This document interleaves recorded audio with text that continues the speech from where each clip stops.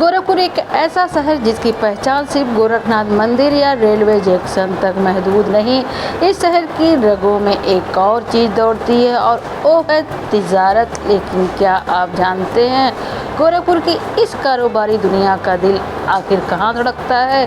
कौन सी वो जगह है जहाँ हर सुबह करोड़ों रुपए का कारोबार शुरू होता है?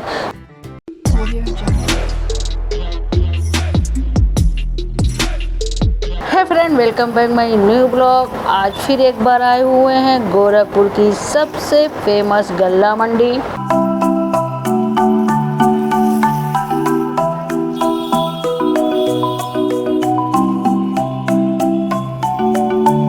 जब भी गोरखपुर के पुराने मशहूर बाज़ारों की बात होती है तो गोरखपुर साहिबगंज का नाम सबसे पहले लिया जाता है।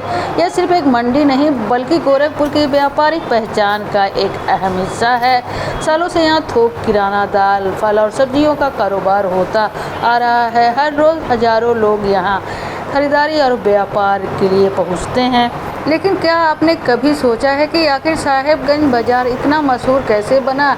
इसका इतिहास क्या है और कैसे यह इलाका गोरखपुर के सबसे बड़े व्यापारिक केंद्रों में शामिल हो गया?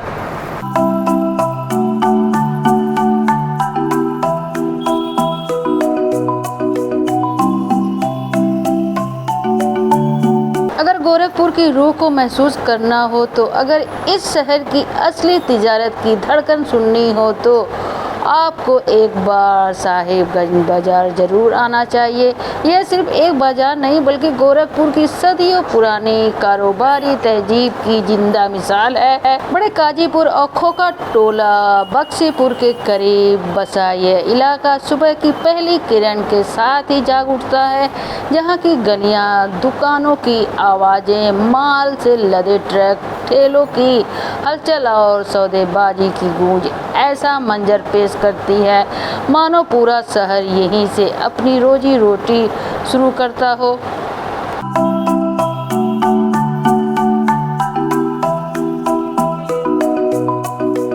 कहा जाता है कि जिस शहर की मंडी मजबूत हो उस शहर की अर्थव्यवस्था भी उतनी ही बुलंद होती है।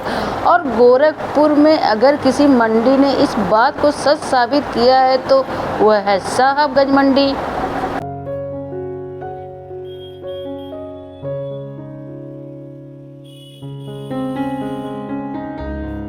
अगर देखा जाए तो 19वीं और 20वीं शताब्दी के दौर में जब अंग्रेजी हुकूमत अपने पैर पसार रही थी, रेलवे की सीटी पहली बार गोरखपुर की फिजाओं में गूंजने लगी थी।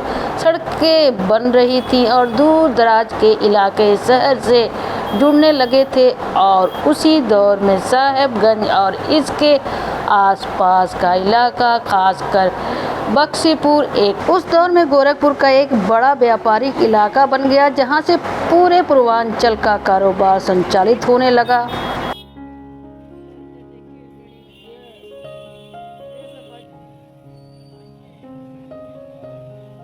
अगर बात करें 19वीं और 20वीं सदी की तो यहाँ दूर दूर से किसान अपनी मेहनत की फसल लेकर आते थे। दालों की बोरियां, गेहूं, चावल, मसाले, फल और सब्जियों से लदी बैलगाड़ियां घंटों का सफ़र तय करके इस मंडी तक पहुंचते थे। फिर यहीं से यह सामान गोरखपुर की नहीं बल्कि आसपास के गांवों, कस्बों और दूसरे जिलों तक रवाना होता था। वक्त बदला, दौर बदला, बैलगाड़ियों की जगह ट्रकों ने ले ली और पुरानी वही खातों की जगह कंप्यूटर और डिजिटल पेमेंट ने ले ली।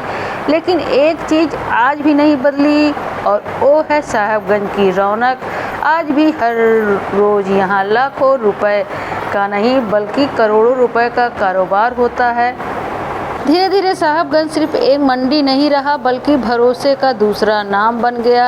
यहाँ होने वाले सौदे सिर्फ पैसों के नहीं बल्कि रिश्तों और एतबार के भी हुआ करते थे। कई व्यापारी घराने ऐसे ही जिनकी तीसरी और चौथी पीढ़ी आज भी इसी बाजार में कारोबार कर रही हैं।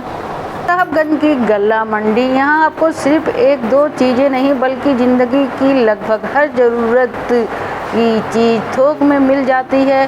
चाहे दाल हो, चावल हो, गेहूं हो या मसाले, चीनी हो या सूखे मेवे, फल हो या ताज़ी सब्जी, छोटे दुकानों से लेकर बड़े व्यापारी तक हर कोई अपनी ज़रूरत तक का सामान लेने साहिबगंज ही पहुंचता है। यही वजह है कि सुबह होते ही इस पूरे इलाके में ऐसी रौनक देखने को मिलती है जैसे पूरा शहर यहीं से अपनी रोज़मर्रा की ज़िंदगी को शुरू करता हो। और सबसे दिलचस्प बात यह है कि यहाँ आपको हर तरह की रुई भी मिल जाएगी, चाहे गद्दे और रजाई बनाने वाली रुई हो, तकिए की फीलिंग हो या अलग अलग क्वालिटी की कॉटन, इसकी भी कई दुकानें यहीं मौजूद हैं। यानी कि अगर देखा जाए तो एक तरह से कहें तो साहिबगंज ऐसा बाज़ार है जहां घर की ज़रूरत का लगभग हर सामान एक ही जगह मिल जाता है।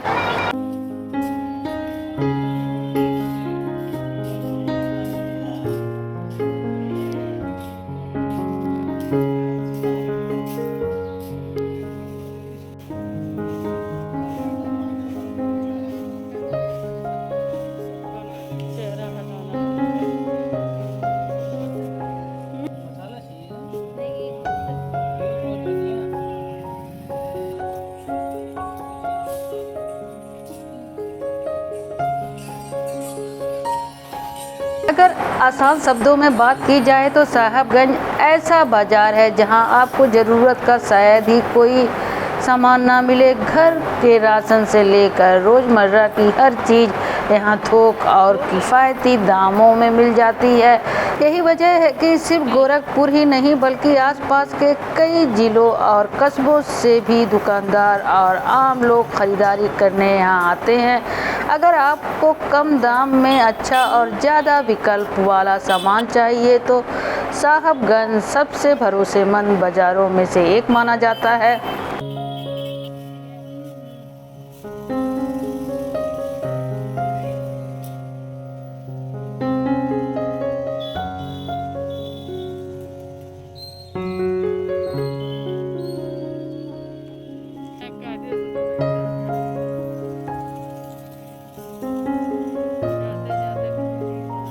जब भी आप गोरखपुर आएँ ऐतिहासिक बाज़ार की गलियों में ज़रूर घूमिए। यकीन मानिए यहाँ आपको सिर्फ दुकानें नहीं बल्कि इतिहास चलता हुआ नज़र आएगा और हर मोड़ पर गोरखपुर की असली पहचान आपका इस्तकबाल करती मिलेगी।